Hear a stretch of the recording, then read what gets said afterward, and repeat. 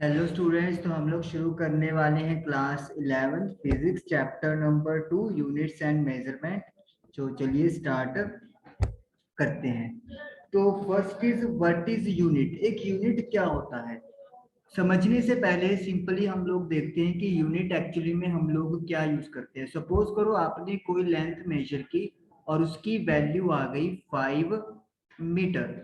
तो ये जो आपने मीटर लगाया है, this is what we called unit. अब जरूरी तो नहीं है मीटर हो सकता है आपने सेंटीमीटर में क्वांटिटी मेजर की हो सकता है मिलीमीटर में क्वांटिटी मेजर की हो। तो meter, centimeter, millimeter, these all are units. इसी तरीके से सपोज करो आप लोगों ने कहीं पे जाना है और डिस्टेंस है लेट मी से 10 किलोमीटर। अब आपने इसको किलोमीटर में मेजर किया, हो सकता है किसी ने इसको मीटर में मेजर किया हो, तो ये 10,000 मीटर बन जाएगा। तो मतलब क्या है, यूनिट वो चीज है जो आपको बताती है कि जो क्वांटिटी आपने मेजर की है वो किस रिस्पेक्ट में किया है। अब इसकी डेफिनेशन क्या है वो देखिए। It is defined as the internationally accepted reference standard। पहली बात तो ये यूनिट जो है वो इंटरनेशनली मतलब हर कंट्री में ये एक्सेप्टेबल होनी चाहिए। उस रेफरेंस को हम लोग कहते हैं यूज्ड फॉर कंपैरिजन, जिसका यूज कंपेयर करने के लिए किया जाएगा of measurement of any physical quantity. किसी भी फिजिकल क्वांटिटी को जब आप मेजर करते हो तो जो वैल्यू आई है उसको कंपेयर करने के लिए आप एक इंटरनेशनली एक्सेप्टेड रेफरेंस फॉर्म या स्टैंडर्ड यूज करते हो। अब जैसे मैं सिंपली बोलूं 5, तो आपको क्या पता कि मैं 5 क्या बोल रहा हूँ, 5 मीटर बोल रहा हूँ, सेंटीमीटर बोल रहा हूँ, या क्या चीज है 5। जब आप मेंशन कर देते हैं मीटर तो आपको डिस्टेंस का पता लग जाता है या आप लेंथ की बात कर लेते हो और ये चीज आपको क्लियर हो जाती है कि कोई पर्टिकुलर लेंथ या डिस्टेंस की बात की जा रही है। इसी तरीके से अगर मुझे टाइम की बात करनी हो, मैं सपोज करो बोलूं 120। अब आपको क्या पता व्हाट इज 120। 120 मिनट्स हैं, सेकंड्स हैं, आवर्स हैं, डेज हैं, क्या है। तो अगर मैं यहाँ पे मेंशन कर दूं सेकंड, तो इसका मतलब क्या हो गया, 120 सेकंड का टाइम हम लोग बात कर रहे हैं। तो यानी कि जो यूनिट है वो आपकी वैल्यू को जो मेजर की है उसको कंप्लीट करती है। और सेकंड ऐसे तो नहीं है कि किसी एक ही एरिया में वैलिड है या किसी एक ही कंट्री में वैलिड है। Second all over the world या इंटरनेशनल लेवल पर एक्सेप्टेबल है। तो इसीलिए उन्होंने बोला है कि किसी भी फिजिकल क्वांटिटी को मेजर करते हो तो उसे आप एक इंटरनेशनली एक्सेप्टेड रेफरेंस सेंटर से आप उसको जब कंपेयर करोगे तो उसे यूनिट बोलते हैं। तो जब हम लोग किसी चीज का मेजरमेंट करते हैं तो वो दो चीजों का बना होता है, मैग्नीट्यूड प्लस यूनिट। मतलब आपने सपोज कर लो ए से बी तक जाना है और ये जो दूरी है वो 60 किलोमीटर है। तो मेजरमेंट आपने क्या किया है 60, और किसके स्टैंडर्ड में, किलोमीटर के स्टैंडर्ड में। तो मतलब डिस्टेंस इज 60 किलोमीटर। अकेला अगर आप मैग्नीट्यूड लिख दोगे विदाउट यूनिट तो वो क्लियर ही नहीं है कि ए और बी के बीच की दूरी है कितनी। सिमिलरली अगर आप अकेला यूनिट मेंशन करते हैं किलोमीटर, तो व्हाट इज किलोमीटर। किलोमीटर का तो कुछ है ही नहीं है। डिस्टेंस अगर देना है तो 1 किलोमीटर, 2 किलोमीटर, 1.5, कोई वैल्यू तो होना चाहिए। तो दैट इज कॉल्ड मेजरमेंट, कि मैग्नीट्यूड के साथ जब आप यूनिट लगाते हो तो उसे हम लोग मेजरमेंट बोलते हैं। ओके, उसके बाद हमारे पास आती हैं फंडामेंटल यूनिट्स, जिनका दूसरा नाम है बेस यूनिट। देखिए क्या है ये। These units are used for base quantities। Base quantities के लिए जो यूनिट्स यूज की जाती हैं, बेस मतलब सबसे छोटी क्वांटिटी जिसे आप फर्दर और सब पार्ट में डिवाइड नहीं कर सकते। And all other units can be derived, और बाकी जितनी भी यूनिट्स बच गई इनसे ड्राइव हो सके उनको वी कॉल फंडामेंटल यूनिट्स। बिल्कुल सिंपल समझाता हूं। आपने एक स्कूल बनाना है, आपने एक हॉस्पिटल बनाना है, आपने एक ऑफिस बिल्डिंग बनानी है। सब में जो मटेरियल है, जो सबसे छोटी चीज है वो क्या यूज होगी, ब्रिक, यानी कि ईट। तो इसका मतलब क्या है, ब्रिक जो है वो आपकी फंडामेंटल या बेस यूनिट हो गई। और इससे आप लोग मल्टीपल टाइप्स की बिल्डिंग बना सकते हो। तो उसी तरीके से हमारे पास कुछ यूनिट्स होती हैं, बेस यूनिट जिसको बोलते हैं अपा, और उनसे हम लोग सारी बाकी यूनिट्स ड्राइव कर सकते हैं। अब ये जो टेबल आपको दिख रहा है खाली, इन पे मैं वही बेस यूनिट्स यहाँ पे लिखने वाला हूँ। यहाँ पे मैं लिखने वाला हूँ बेस क्वांटिटी, उसके बाद नेम और सिंबल।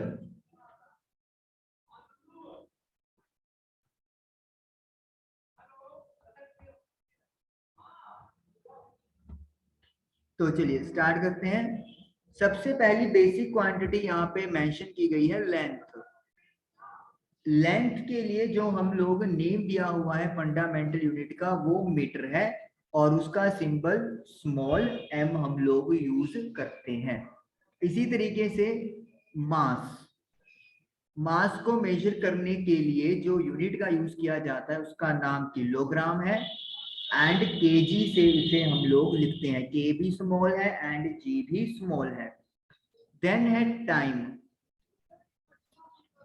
टाइम के लिए जो यूनिट यूज करते हैं वह दैट इज सेकंड, और स्मॉल एस से उसको रिप्रेजेंट करेंगे। देन है हमारे पास इलेक्ट्रिक करंट।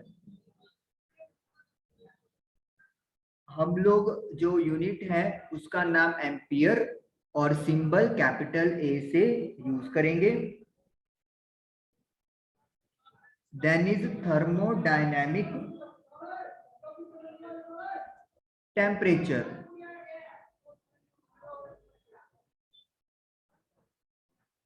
केल्विन, के से रिप्रेजेंट करते हैं, के कैपिटल है, ए भी कैपिटल है। Then amount of substance, mole, MOL। अब आपको लगे कि मास और अमाउंट ऑफ सब्सटेंस तो सेम चीज होती है, बिल्कुल नहीं। मास एक अलग क्वांटिटी है, अमाउंट ऑफ सब्सटेंस अलग चीज है। आप केमिस्ट्री में ज्यादातर जो चीजें हैं वो अमाउंट ऑफ सब्सटेंस यानी कि मोल्स की टर्म में ही डिस्कस करते हो। ये आपको क्लियर होता रहेगा जैसे जैसे आप आगे पढ़ते जाओगे अपनी स्ट्रीम में। Last one is luminous intensity.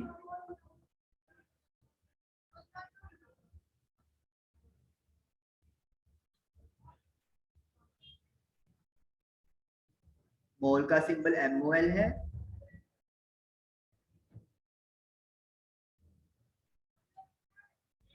Luminous intensity, candela, small C, small d. तो ये हमारे पास 7 बेसिक यूनिट्स हैं, मतलब वो फंडामेंटल यूनिट्स हैं जिनको आप फर्दर और नहीं किसी यूनिट में कन्वर्ट कर सकते। हाँ, इनसे हम लोग कोई और यूनिट्स जो हैं वो बना सकते हैं। तो मतलब ये अपनी ब्रिक्स हो गई हैं यूनिट सिस्टम की। अब इन 7 ईंटों से हम लोग बाकी सारे जो भी घर बनाना है, ऑफिस बनाना है, बिल्डिंग कोई भी स्कूल हॉस्पिटल बनाना है, वो इन 7 यूनिट से हमारी बनती है। लेंथ की है मीटर, मास की किलोग्राम, टाइम की सेकंड, इलेक्ट्रिक करंट की एम्पियर, थर्मोडायनामिक टेम्परेचर की केल्विन, अमाउंट ऑफ सब्सटेंस का मोल, और ल्यूमिनस इंटेंसिटी यानी जो लाइट की इंटेंसिटी है वो कैंडेला, स्मॉल सी स्मॉल डी में हम लोग यूज करते हैं। These are 7 fundamental units. चलिए अब करते हैं next. What are derived units. जैसे हमने बात की फंडा तो हो गया अपना फंडामेंटल बेसिक यूनिट्स। अब इन यूनिट से जो नई यूनिट्स ड्राइव होती हैं उन्हें वी कॉल फंडामेंटल या फिर सॉरी उन्हें अपन ड्राइव्ड यूनिट्स कहते हैं, जो यूनिट्स फंडामेंटल या बेस यूनिट से बनाई जाएंगी।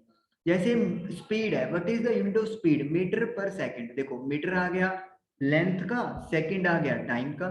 तो स्पीड की कोई नई यूनिट तो नहीं बनी, जो पहले से यूनिट्स बनी हुई थी उनको ही यूज किया गया।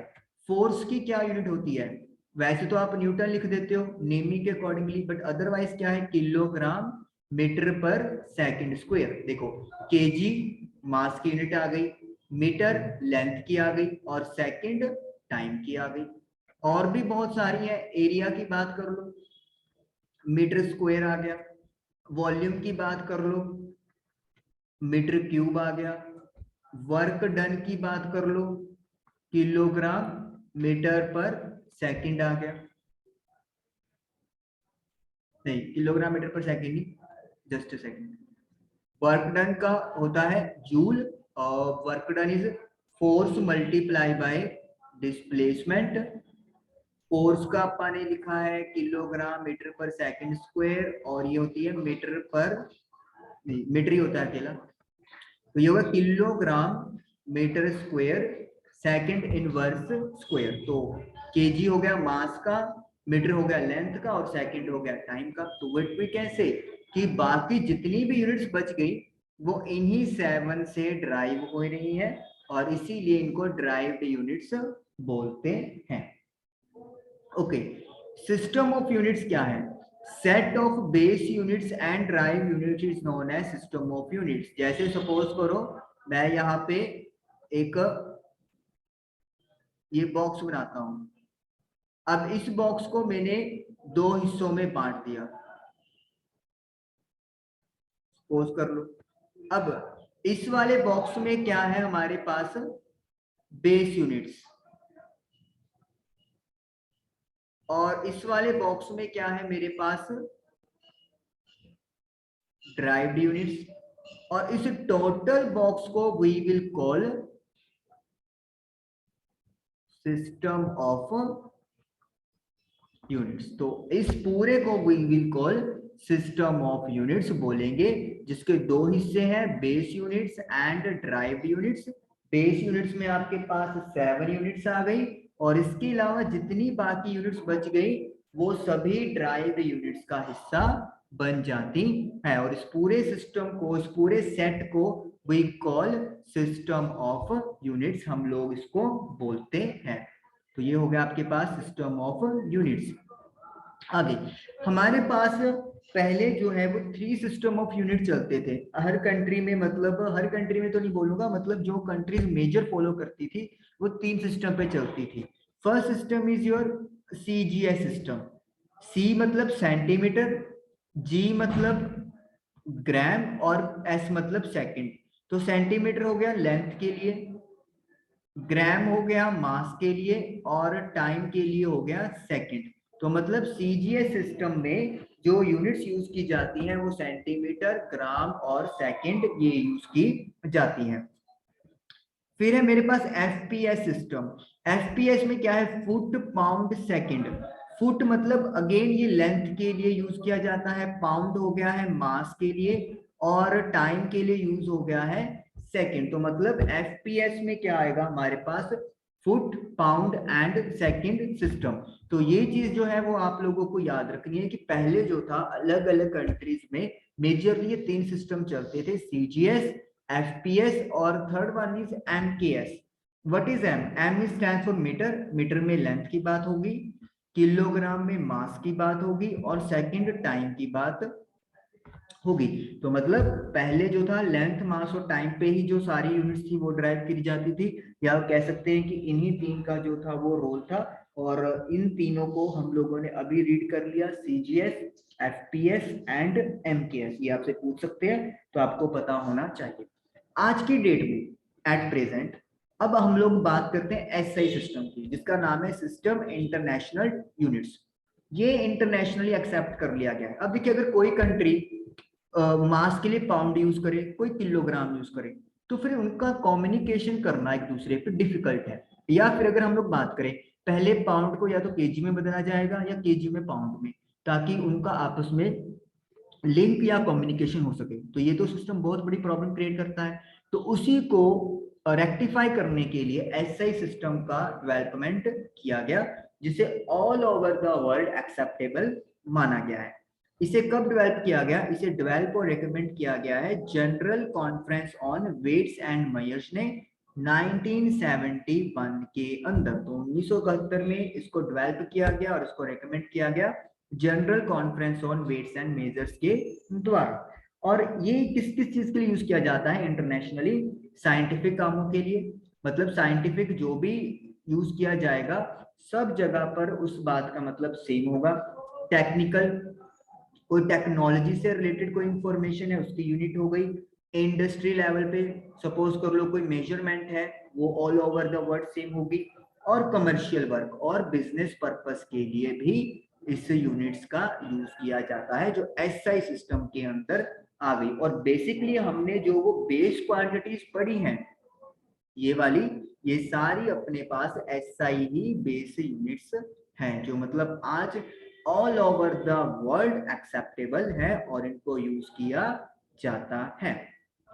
Okay, SI units use decimal system. SI units में डेसिमल सिस्टम का यूज होता है, जिससे क्या है, जो कन्वर्जन है, यानी कि एक यूनिट को दूसरी यूनिट में बदलना, वो बहुत आसान है और बहुत अच्छे तरीके से उसको बदल सकते हैं।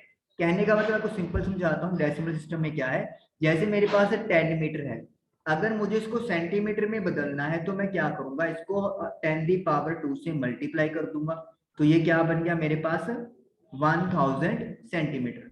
अगर मुझे इसी को किलोमीटर में बदलना हो तो क्या कहूंगा मैं, 10 को मल्टीप्लाई कर दूंगा 10⁻³ के साथ, तो ये बन जाएगा 10⁻² किलोमीटर। तो इसका मतलब क्या होगा, इसका मतलब ये हो गया है कि मैं बड़े आसानी से एक यूनिट से दूसरे यूनिट पे स्विच हो सकता हूँ, मीटर से सेंटीमीटर, सेंटीमीटर से मिलीमीटर, कहीं पे भी। सिंपली मुझे 10 वाले सिस्टम से उसको मल्टीप्लाई कर देना है, और इसी को बोलते हैं डेसिमल सिस्टम। ओके, 7 यूनिट्स के अलावा 2 और यूनिट्स हैं जिनके बारे में हमारे पास जिक्र होता है, और वो एंगल मेजरमेंट के लिए होता है। पहला है D theta.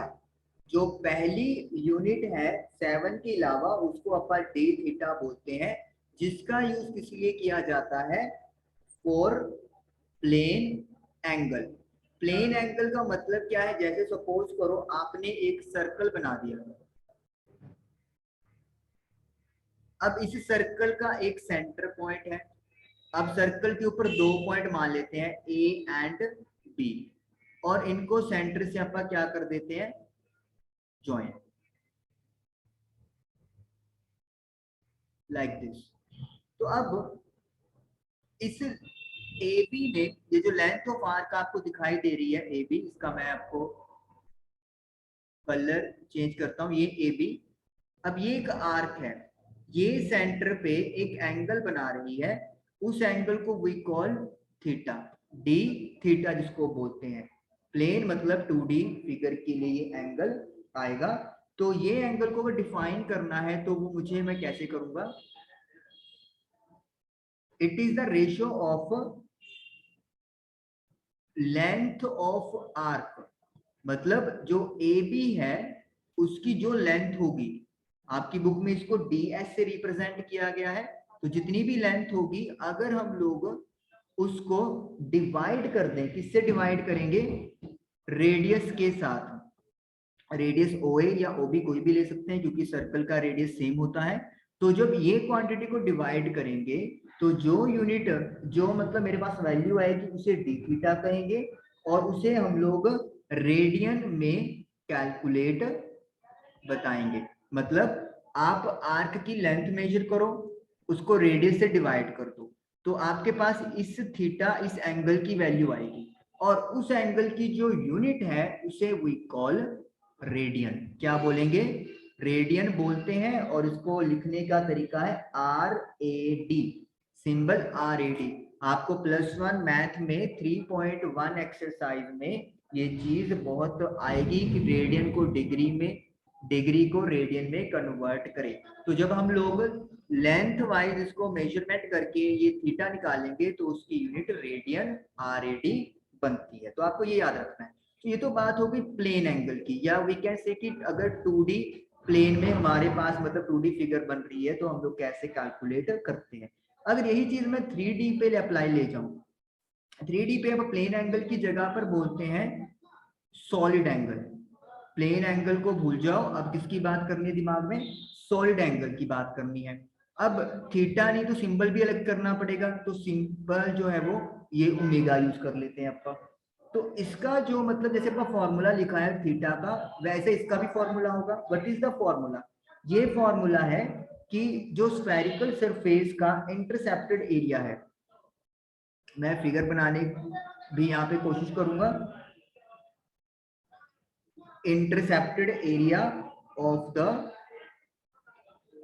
Spherical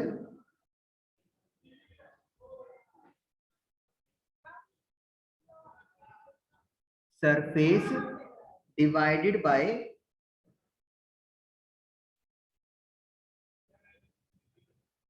square of radius.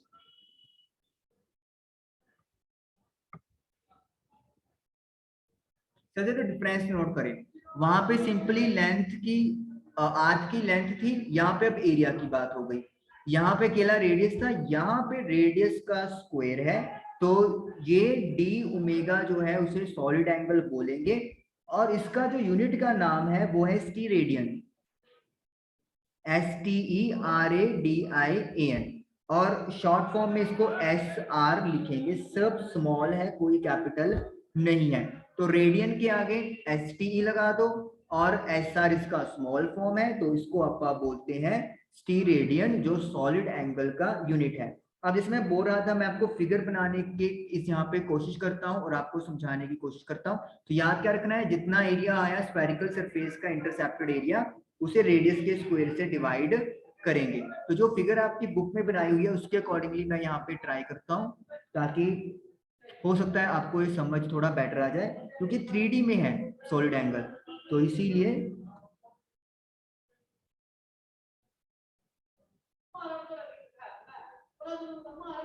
तो ये हमारे पास एक आप सॉलिड एंगल के लिए बना रहे हैं।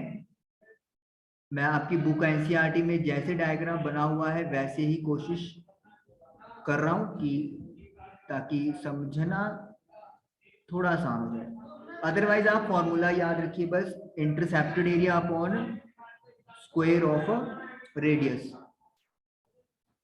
इतना इंपॉर्टेंट मतलब बस यूनिट ही है कि याद रखनी है, अदरवाइज कुछ खास आपसे इसमें पूछा नहीं जाएगा।